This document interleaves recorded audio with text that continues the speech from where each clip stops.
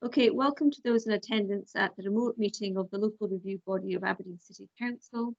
Please note the meeting will be recorded and published online for public access after the meeting. And all the attendees switch off, I would just say, their microphones when not speaking. The microphone should only be switched on when you're invited to speak.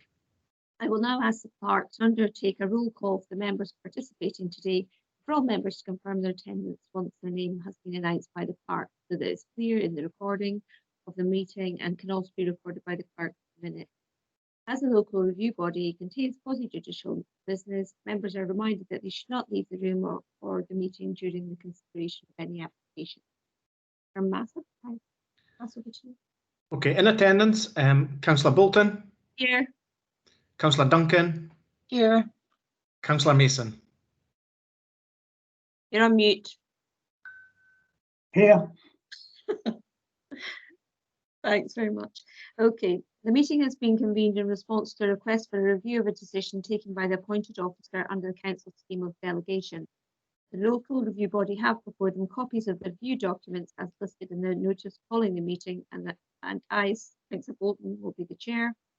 I will now ask Mr. Mason, the assistant clerk, to outline the procedure to be followed to conduct this review. Thank you. Members have the procedure note which was circulated with the meeting papers and is intended to set out the wider framework within which the review process operates.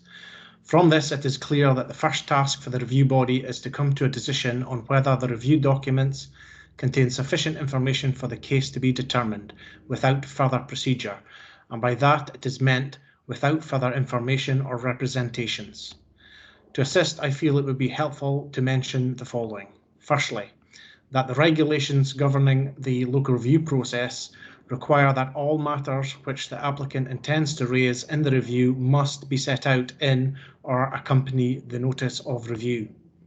Secondly, that the focus of the review should be on the basis of what was before the appointed officer when a decision was made, and only in exceptional circumstances will new or additional matters be permitted to be taken into account. Thirdly, to note that the modernisation of the planning system, which included revisal of the planning appeals process, of which this local review body is part, removed the previous right on the part of an applicant to insist on a hearing and replaced that with the local review body, providing them with the power to choose a procedure which may accurately reflect the facts and circumstances of the individual case.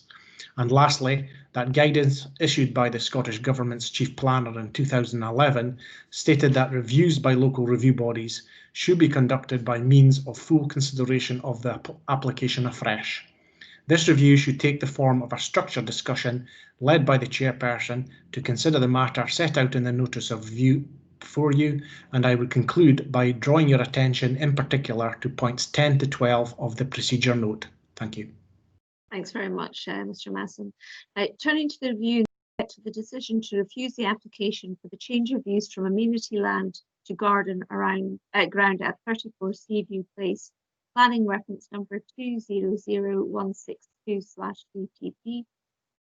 Members will recall that this review was deferred from the LRB meeting of the 30th of September 2020 in order for the applicant or agent to submit a correct plan. I have been advised that the correct plan has been received, therefore we will now hear the planning advisor in attendance, Mr. Gavin Evans, who will provide us with a brief description of the application proposal and a reminder of the reasons for the application was refused. I would point out that Mr. Evans intends to provide us with the necessary professional planning guidance because he has not been involved in the earlier consideration of the planning application under review. Mr. Evans, however, will not be asked to express any views on the merits the proposed development, and in effect his role will be a neutral one involving the provision of factual information and guidance only. With that, I'll hand over to you, Mr. Evans. Thank you, Convener. Just be a second while I get the presentation up on screen here. Cool. There we go. Hopefully everyone can see that. So yes, thank you, Convener. So the case that's before us this morning is a request for review against an application refused under delegated powers for change of use from amenity land to garden ground at 34 Seaview Place. The review was found to have been submitted with all and within the 3 of the appointed. As you know, this case was previously before the 30th of September's LRB, at which time it instructed the submission of further information by way of a corrected plan, which we now have, allowing us to proceed. In terms of new information, the submitted notice of review states that the applicant has raised no new matters that were not before the appointed officer at the time of his original decision. Turning to a description of the application site. Excuse me, 34 Seaview Place. Oh, sorry, there was one quick thing I wanted to just mention. The slides for this presentation are at pages 25 to 22 of the agenda pack. Members will note that there are a couple of minor differences in the slides that are before us, just where I've corrected the site boundary because the agenda pack reflected the original submission. So, in terms of the site description, 34 Seaview Place is a two-storey semi-detached dwelling which lies on the very northeastern corner of the Seaview development, just outlined in red on this plan. The house fronts onto Seaview Place with a public footpath running down the eastern side of the property before going along the rear boundary and then connecting with a wider network of paths in the Dubford development to the north. The footpath that runs down the eastern side of the property has open space / grass verges to either side, with a children's play park located on its eastern side. You can just see here. Flick forward. Again, that's just the proposed plan. So outlined in blue there is the current residential plot, and then outlined in red is the area of open space that's subject of this application. You can see not terribly well from the aerial view, this lighter area is the existing play park. Area in red outlined is the subject of the application, and the path just skirts around the edge of that. Photographs perhaps show it a bit better, so you can just about see the path worn around there, curving in. So we're talking about the area of space between that path and a wall which marks the boundary of the property in behind. So the side and rear of 34 Seaview Place is enclosed by hedging of more than 2 metres in height, which you can see in this image, although it's understood from the appellant's submission that there is actually a boundary wall concealed behind that hedging, so the hedging itself forms part of this area of open space. Some photographs are included in the presentation to assist members in familiarising themselves with the site. Let me just flick through those. It's a slightly closer up view. How heavily used the path is something which is mentioned in the appellant's submission. So you can see that it sort of curves around the back of the properties here, and if I flick back a few slides, you can see how that manifests itself in the plan view. There seems to be some suggestion that the path isn't as heavily used as it previously had been due to the formation of new paths in the development to the north, and I think particularly from this point westwards, it's maybe still attracting some use as a connection through there, but I think this stretch is perhaps not terribly well used. Sorry, just going back to that. So yes, the application concerns this area of open space between number 34's boundary and the footpath, both at the side and the rear of the house, and this area in total is estimated at 102 square metres. The site's located in a wider area which is subject to policy H1 of the local development plan, reflecting a residential area. Wider areas of open space to the east and north of the path form part of the council's designated green space network. However, the area to the western side of the path that's subject of this application isn't. So really, if I go back to this view, this area is not within the green space network, but pretty much everything north and east is. So moving on to description of the proposal, we don't really have any plans to show you because there's no physical development involved in this. It's simply a change of use, and planning permission sought for the change of use of the site from what's presently amenity ground to form part of the domestic residential curtilage pertaining to number 34. As I mentioned, there's no physical development proposed as part of this application, so the applicants aren't proposing that the additional area of ground be enclosed by a fence or anything like that at this point. The appointed officer's report correctly notes that land ownership is separate from the authorised use of the land, so those are two quite distinct things. Turning to, oh sorry, there's some more photographs here. These have been submitted as part of the appellant's submission, so I'll just sort of leave that up for a minute and just allow you to take a scan through those. These are just similar to the ones that I'd shown. This is going further down along to the section of path at the rear of the property. Number 29 Seaview Place is sort of at that westward leg that I mentioned is perhaps less well used because it's been sort of superseded by other new paths. So obviously that's become somewhat overgrown as a result of that. And these last two images of walls and things, I think, are intended to illustrate that there are areas in this Seaview development where walls come directly up to the edge of a path or a footway. Notable that there is a slight difference in that we're talking about sort of a worn informal footpath compared to an on-road footway where you've got sort of passive surveillance from the properties in the street, that sort of thing. And again, that's just a couple of images showing that same point. So turning to the appointed officer's reasons for refusal, these make reference to the following factors. Firstly, that the proposal would result in a loss of a valuable area of green space, which was included in the 2010 open space audit and scored highly in terms of biodiversity. It's worth mentioning that the open space audit wasn't referring solely to this pocket of ground. It was referring to that pocket of ground as part of a much wider area. So it's talking about the generality of a much larger area of open space. So whether the biodiversity value extends to this specific part of it is up for debate. Would result in fragmentation of a larger area of open space, which contributes to the character, biodiversity and amenity of the area. Would result in an irregular northern boundary extent, and to the east the boundary would be irregularly close to the public footpath, making the path less attractive to pedestrians. If I just flick back, I think to the sort of here, I think in terms of the northern extent, the northern boundary, I think the point that's being made is that you have a reasonably continuous sort of line to the rear boundaries there, and then there would be a sort of step out. The appellants in their submission have sort of countered that by pointing to various bits in the surrounding area where boundaries do step in and out, so it's not entirely unprecedented. So next was that the proposal would result in an sorry, that's the bit I've just read.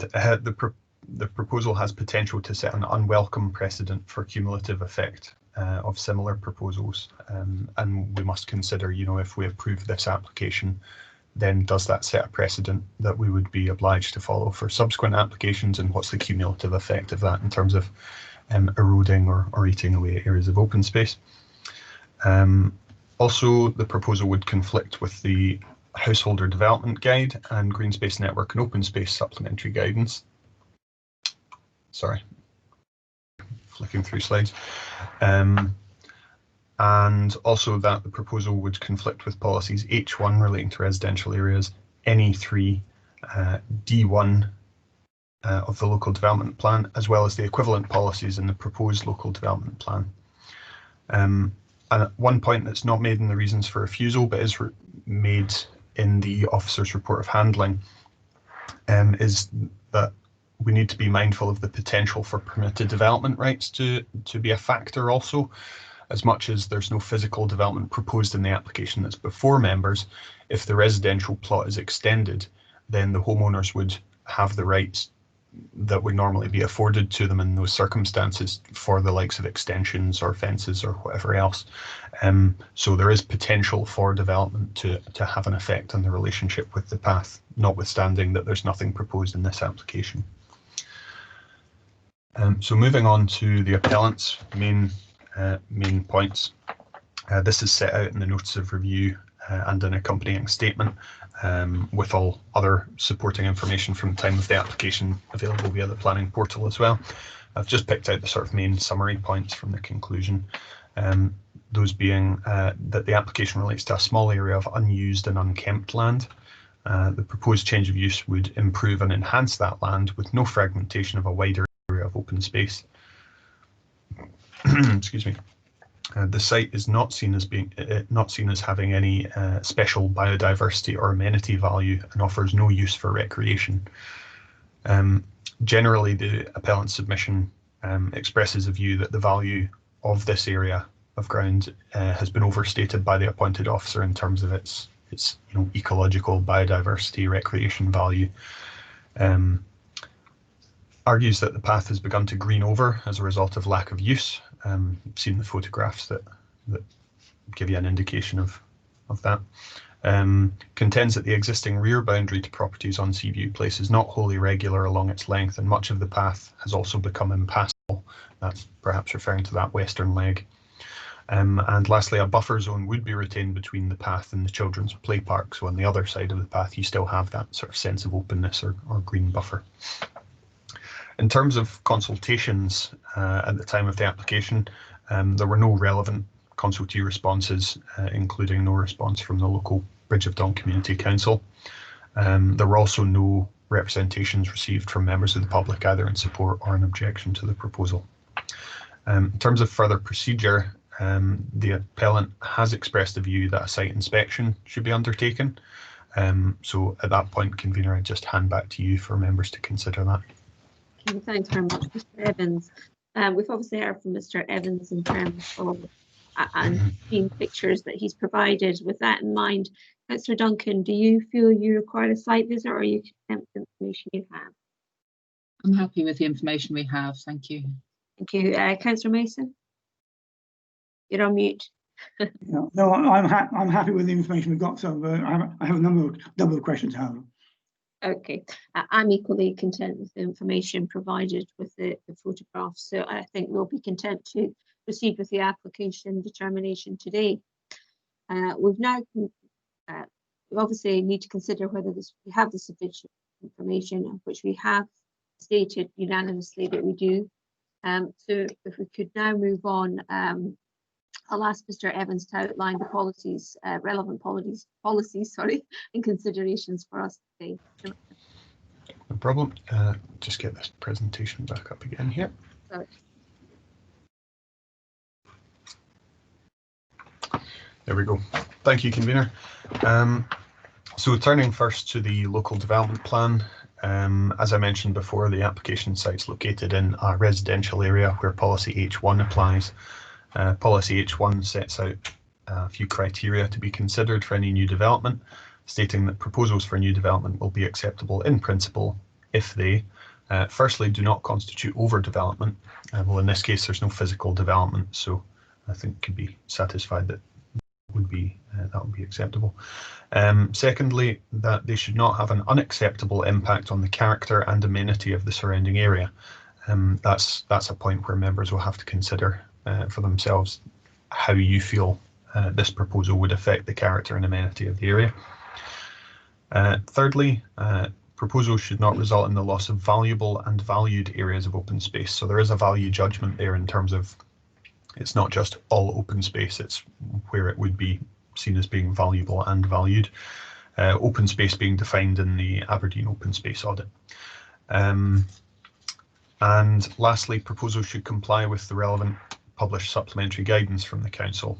In this case, the Householder Development Guide does contain some commentary on changes of use for areas of amenity ground, so I'll just come back to that shortly. Moving on, the D1 relates to quality placemaking by design and requires that all development to be of a high standard of design, demonstrating an understanding of its context. This highlights 6 essential qualities, which include being easy to get to / move around, and safe and pleasant, which are perhaps the most relevant out of those, given that we're not looking at a building in the usual sense. Policy NE3 relates to urban green space and states that permission will not be granted to redevelop parks, playing fields, or other areas of open space. In in all cases, development would only be acceptable provided the following criteria are met. Firstly, there would be no significant loss to landscape character and amenity. So again, there's a judgment there in terms of how this area of space and its landscaping contributes to that wider landscape character or local amenity. Public access should be maintained and enhanced. Sites should be of no significant wildlife or heritage value. In this case, there's no specific designation, as I understand it, that applies to this area of ground. As I mentioned before, the Green Space Network designation applies to everything on the other side of the path, albeit there is perhaps an argument that the Green Space Network policy is to do with how things would affect it. So something out with the designation could still theoretically affect the designation itself. But next, there should be no loss of established or mature trees. As we saw from the photographs, there's not really anything there in terms of established trees. We're just talking about sort of low-level planting, shrubbery, hedge planting, that sort of thing. Also, replacement green space of the same or better quality should be provided. This is quite an onerous policy restriction, and I think it's fair to say that's really intended to guard against valuable areas of open space being developed. And so it sets quite a high bar in terms of what developers or applicants must do in terms of making alternate provision. This is obviously a fairly modest area of ground, and it's for members to consider whether, notwithstanding there being a technical failure to comply with that element of the policy, whether you feel like that non-compliance is significant when weighed in the balance. Also, no adverse impact should result on water courses, ponds, or wetlands. Again, there's nothing within the application site here. Proposals to develop outdoor sports facilities should also be consistent with SPP. Well, that's not relevant to this proposal. So, moving on then, and just coming back to the Council supplementary guidance, section 3.1.11 deals specifically with changes of use from amenity ground to private garden, setting out the following criteria. Firstly, proposals should not adversely affect spaces that make a worthwhile contribution to the character and amenity of the area. You'll see that there's a sort of pattern. The supplementary guidance is sort of echoing the policy position as well. And there is that value judgment involved in whether this area represents a sort of worthwhile contribution. Should not fragment or erode larger areas of open space or landscaping. The officer's report refers to this being forming part of a wider area of green space, albeit it's slightly different in that you've got that separation coming from the presence of the path. Proposals should also not worsen or create deficiency in recreational open space, and should not result in a loss of visual amenity, including the loss of trees. And as I mentioned before, there's no trees within the application site. So turning to other material considerations and sort of key points to consider. First and foremost, zoning. Policy H1, do members consider that this proposal satisfies the criteria set out in policy H1? Sorry, didn't switch over the slide there. In design terms, is a proposal of sufficient design quality, noting of course that there's no physical works proposed, but nevertheless having regard for the essential qualities in terms of being welcoming, safe and pleasant, and easy to move to and around. In terms of policy NE3, is the loss of urban green space consistent with policy NE3? And if not, how significant is any conflict with that policy? And in terms of the supplementary guidance, does it fragment, does the proposal fragment an area of open space or a larger area of open space? And if repeated, would this be likely to erode a larger area of open space? Also, would there be an adverse visual impact as a result of the works? And is any alternative area laid out in compensation? So that's just coming back to the test in policy NE3. So really what we're leading towards there is coming to a conclusion on the whole as to whether you feel this proposal complies with the development plan when read in the round. And then having done so, are there any material considerations that outweigh making determination in accordance with the development plan? I'm happy to assist if members have any questions or need any advice on reasons or conditions. Thank you, Convener. Thanks very much, Mr. Evans. Questions from Mr. Evans. Now, Councillor Mason, you said you had some. Do you want to put you're on mute? Yeah, thank you, Convener. I'm wondering, can you, Gavin, can you go back to the aerial plan? Absolutely. Sorry, the photograph of the bushes. Yeah. These okay. Where? Yes, that one, or even the one before. Where exactly does that one there? Where does the actual line come? Is it on the side of the path? Yes, my understanding is just at the very edge of the path, and then the boundary with the property is sort of concealed by this hedge, there being a wall behind that. Okay, yeah, okay. And on there's a plan. You go before pictures before that, right? I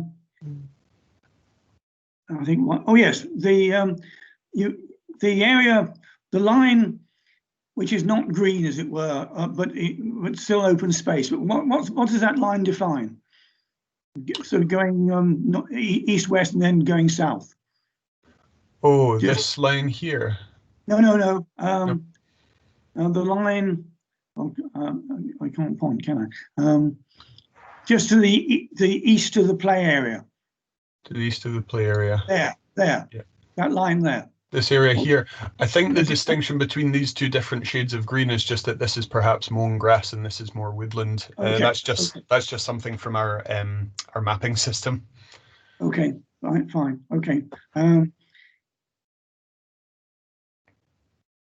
Okay, that's my questions for the moment. Anyway. Okay, Councillor Duncan. Yes, could we go back to the photograph showing the path going round the side and back of the house, please? Yeah, I'm interested in the applicant's comment that it's greening over, because it seems to be pretty well used at the back. And yeah, it does seem a little strange that the sort of approach to it is greened over, but the section to the rear is still quite heavily worn by the looks of it. yeah, and the other photos that the applicant themselves provided. So that third photo from the left on the top line, that shows a pretty substantial path. And so does the second from the left on the bottom row. So could we go back to the map showing the paths, please? Showing them all. The aerial one's fine, actually. If we could have a look at the aerial one, please. That one. It does seem, because this is the link path. This section of the path is the link into the new paths near Shield Hill Crescent, isn't it? So if somebody wanted to go between Shield Hill Crescent and Seaview Place, the natural thing to do, rather than going all the way across to Dudford Road and down, would be to cut through on this path. Yeah, it certainly seems from the applicant's submitted photographs that the sort of overgrown section of the path is from that link onwards, where it's become a little redundant, and this section is not quite the same. Right. So I suspect, I think my question therefore is, we saw photographs of walls and things abutting right onto a paved footway. Are the considerations different when something abuts onto an informal rustic path? Yeah, I think in general terms, what we often do with sort of larger scale applications is consult with the Grampian or the Police Scotland architectural liaison officer, and there's a series of sort of principles in terms of designing in safety, and one of those relates to where you're providing paths. Generally, they should be straight wherever possible, well lit, and they should open out at the ends. The idea being that any person wanting to use a footpath should be able to sort of see where they're going on entry to it, and should be able to see round bends and things to see if there's anybody there. So as a general principle, just building something hard up to the edge of a path is not always something they'd be looking for. Obviously, this isn't lit, and it's very much an informal worn path. But But it also occurs to me that there doesn't seem to be any visible play park near Shield Hill Crescent apart from this one. So it's likely to be families with young children using the path to get to the play park. Yeah, I'm afraid I'm not entirely sure if there's a play park provided within that wider development, but yeah, that would make sense if there's a sort of desire line for pedestrians. But also, since it's a rustic path, sorry, this is my last question, convener. I know I'm going on a lot. The kind of path itself could shift over time, couldn't it? So people could decide to walk a bit further away from the wall because there's still this buffer zone between the path and the play park.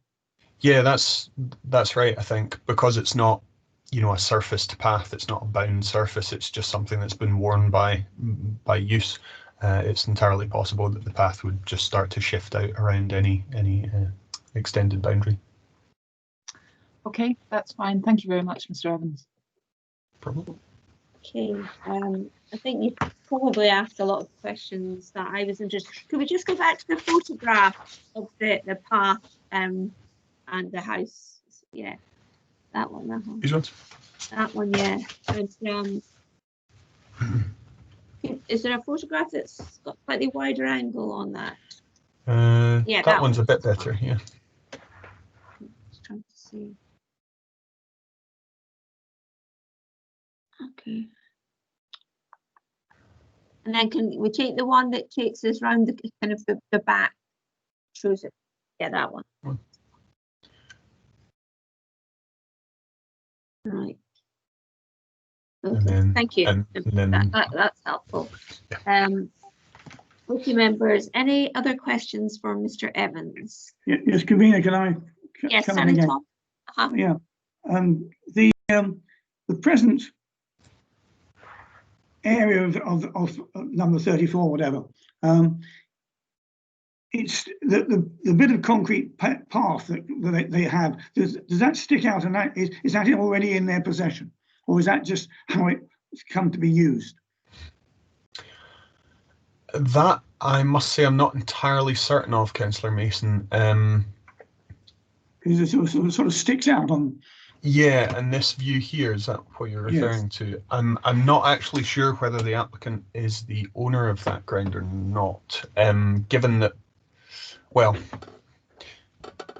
what I can do, if you could bear with me momentarily, is just the application form, because there's a certificate of land ownership that comes along with that, so it might be possible for me to just confirm. I can help you out there, Gavin, because I've got it right up here anyway. Thank you, Robert.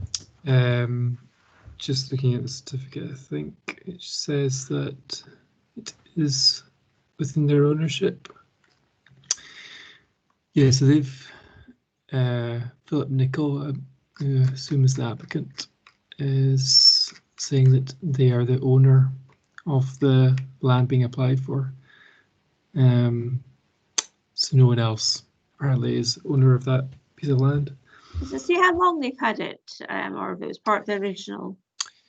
No, it doesn't say. It's only a standard sort of check box that you certify that you own the land, I think. It is a bit peculiar, sticking out like that. Yeah. Yeah, it might be the case that the applicants had a right of access across the land even before they obtained ownership of it. That wouldn't be entirely unheard of. Okay. If they've got a gate in the side wall. Any questions, folks? Tom? Do you need anything else, Tom? No, I think I'm okay for the moment. I'm just. Okay. Well, in accordance with the procedure note circulated, the local review body will now discuss and we've obviously decided in the manner and how to conduct the review. I would highlight that all representations relating to the case have been considered and taken into account. So we now need to determine the application. Councillor Mason, we'll put you on the spot this time. I think Councillor Duncan's had and myself have done it last twice. So your turn.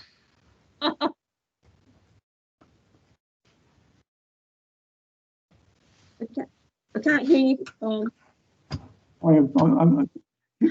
I missed that. Can you say, what did you just say? Obviously, we need to discuss how we want to determine, i.e., Yes. you make a decision on the application. So it was just to get your view to date.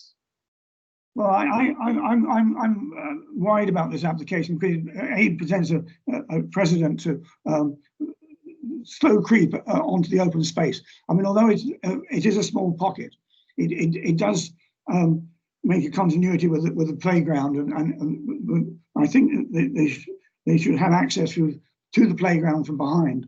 And the fact that the path seems to be overgrown, a path once it's blocked will obviously get overgrown, and won't be, will naturally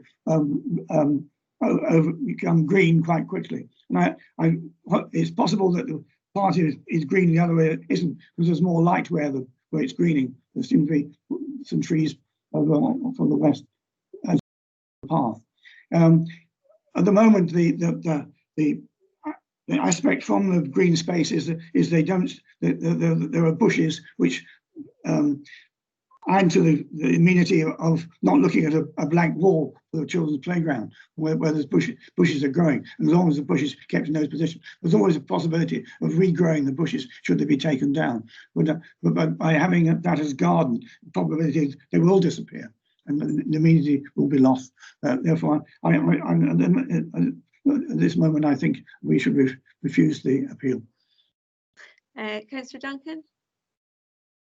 Yes, I've probably spent more time mulling this one over than actually proper buildings, actually. And it is quite difficult because, as I think you'll have picked up from my questions, what I'm concerned about is continued access to the path, because I can see that there is a need for linkage between the play park and the new development to the north. And it doesn't seem to me that this bit of the path is completely unused, because it's not greened over completely. And it's the relevant, the bit of the path that I'm concerned about is the bit around to the side and behind number 34. I'm not sure what the path looks like behind number 29, to be honest. I don't think it can count as valuable green space or biodiversity. I mean, and it presents at the moment like private land because of the overgrown bushes and things. So there's clearly no wider recreational use for this land. But as a buffer zone to a path that's right next to a play park, I think it does have some value.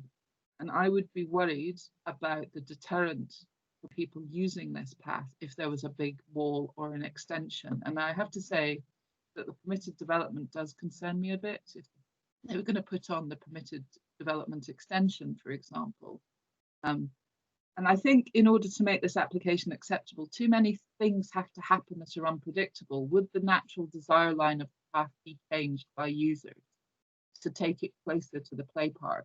Does that make the play park less attractive for people to use because people are walking right next to it?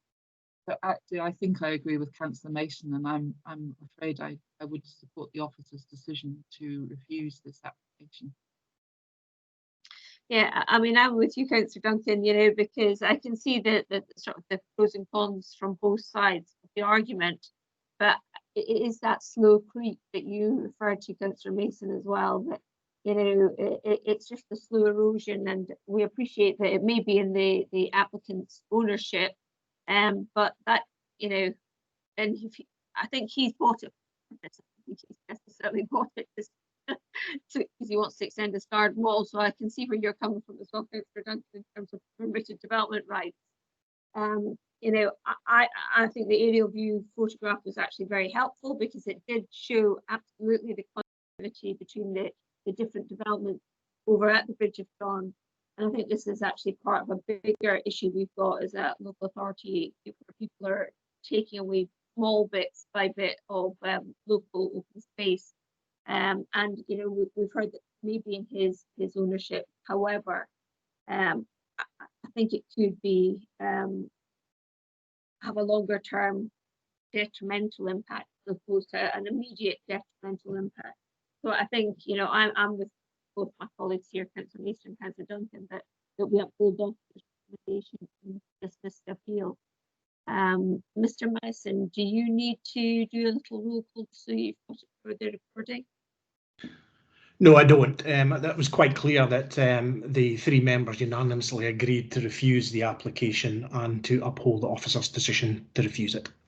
Okay. All right, folks. Well, thank you all very much for that today, and I'll no doubt see you at another one.